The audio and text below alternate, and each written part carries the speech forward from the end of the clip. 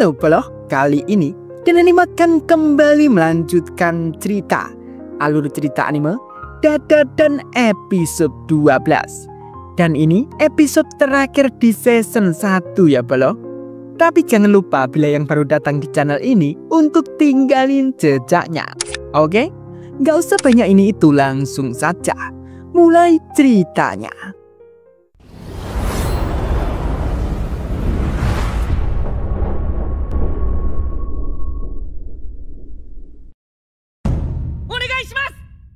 Akhirnya si Hana yang ditemui oleh Taro itu dibawa ke rumah Saiko. Bahkan mereka bertiga memohon ke Saiko agar Hana bisa tinggal di rumah Saiko.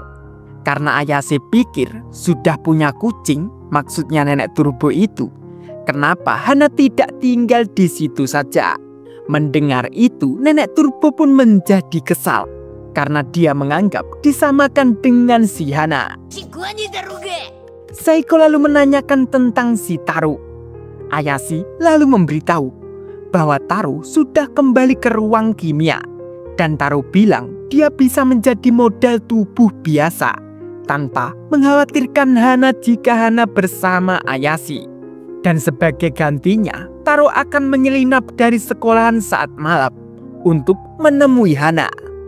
Mendengar cerita itu, Saiko pun sampai heran. Model anatomi juga bisa birahi. Bahkan Saiko sampai berpesan ke Hana, bila nanti bermesraan dengan Taro, jangan sampai mengganggu orang di sekitar. Saiko lalu menanyakan tentang biji kepada Ayase. Ayase lalu memberitahu, ternyata yang dilihat Ayase saat itu adalah ornamen Natal. Setelah mendengar cerita dari mereka, Saiko menerima Hana untuk berada di rumahnya.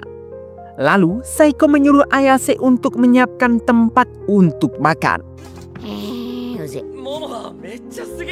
Dan setelah kejadian kemarin, Jiji yang melihat kekuatan Ayase, Jiji baru mengerti kenapa Ayase dipercaya oleh Saiko untuk melakukan pengusiran di rumahnya. Dan Jiji pun juga kagum dengan kekuatan Okarun. Bahkan Jiji juga menginginkan kekuatan seperti itu. Setelah itu, Jiji akan membantu Ayase untuk menyiapkan tempat makan. Okarun yang melihat Jiji bercanda dan perhatian dengan Ayase, Okarun pun sampai mengingat ucapan Taro ke Hana waktu itu. Dari situ, Okarun tak mau kalah, mencoba untuk bercanda dengan Ayase. Dan Okarun memutuskan untuk tak menahan diri, untuk bertarung dengan gagah dan berani.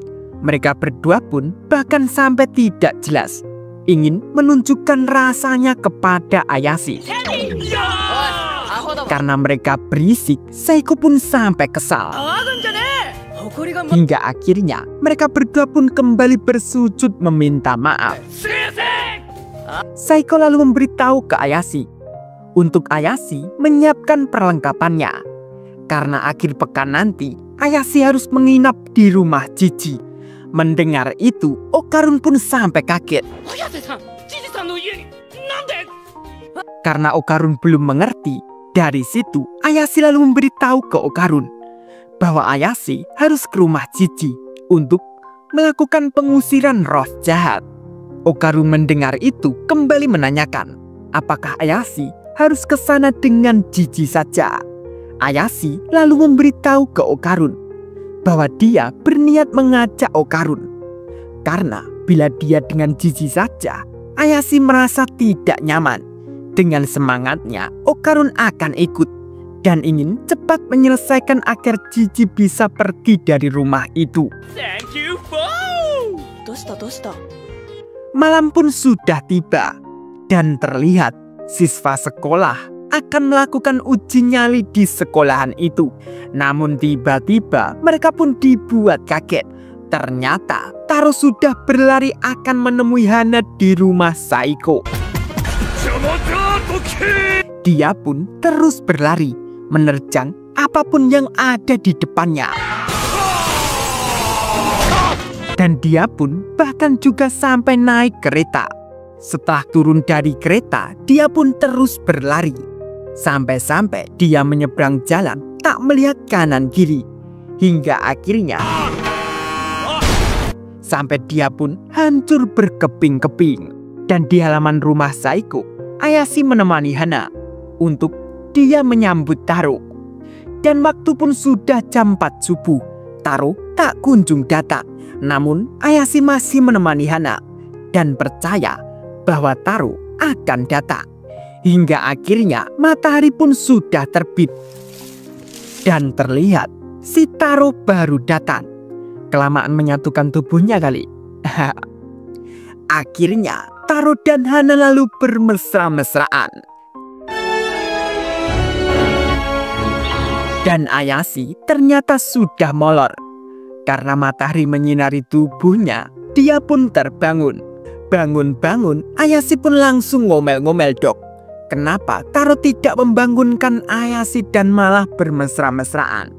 Taro pun lalu meminta maaf dan terima kasih kepada Ayashi karena sudah menemani Hana semalaman. Dan Taro juga bilang semalaman banyak hal yang terjadi kepada Taro. Dan Taro juga berjanji lain kali akan datang tepat waktu. Lalu beralih ke Cici. Dia pun tidak tidur semalaman karena Cici terus dibayang-bayangi oleh makhluk yang berasal dari rumahnya itu. Setelah beberapa saat, mereka pun sudah berada di kereta. Perjalanan akan ke rumah Cici. Dari situ, perasaan sedih Okarun terulang kembali melihat Cici yang terus bercanda dengan Ayashi. Karena Okarun tidak bisa seperti itu. Bahkan Okarun sampai muak dengan dirinya dan tak suka dengan perasaannya sendiri. Dan Okarun pikir dia tidak bisa melakukan apapun pada perasaannya. Maka dari itu, Okarun akan mengalihkan pikirannya. Okarun pun lalu memikirkan harus fokus dengan mengembalikan bijinya itu. Okarun yang melamun dan terus memikirkan bijinya, dia pun sampai kaget dipanggil oleh Ayashi. Okarun, doshita? Kintama!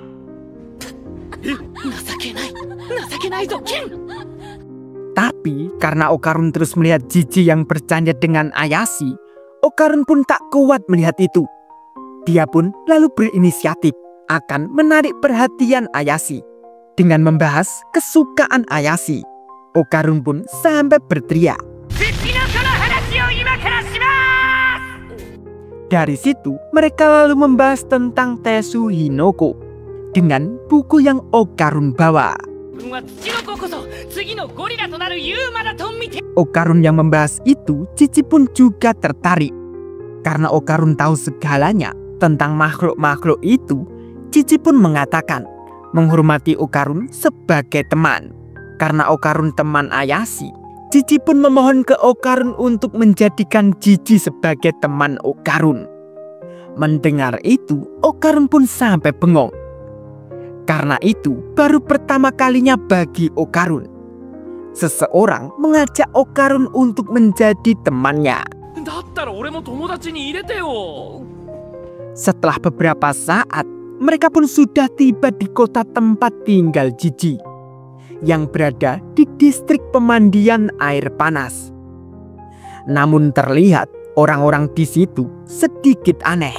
Namun sesampainya di kota itu membuat Okarun dan Ayashi sampai bengong. Karena harus berjalan di tangga yang begitu banyak agar sampai di rumah Cici. Tapi mau gimana lagi? Mereka pun lalu berjalan saja.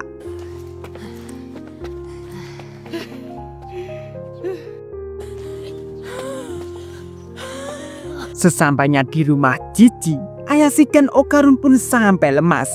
Namun Cici hanya biasa-biasa saja. Ayashi pun sampai heran dengan stamina Cici. Setelah itu mereka pun lalu masuk ke dalam rumah Cici. Dan ketika mereka akan masuk ke rumah, dia pun tidak tahu. Terlihat orang-orang aneh di hutan tersenyum dan terus melihat ke arah mereka. Setelah mereka masuk ke dalam rumah, mereka pun lalu memeriksa di setiap sudut rumah Jiji.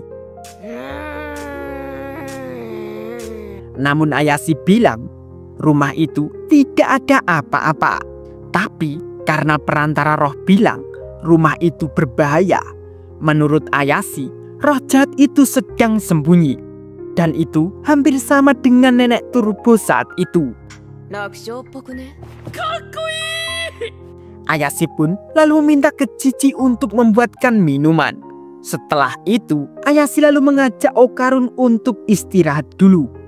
Karena mungkin roh jahat akan muncul saat malam saja.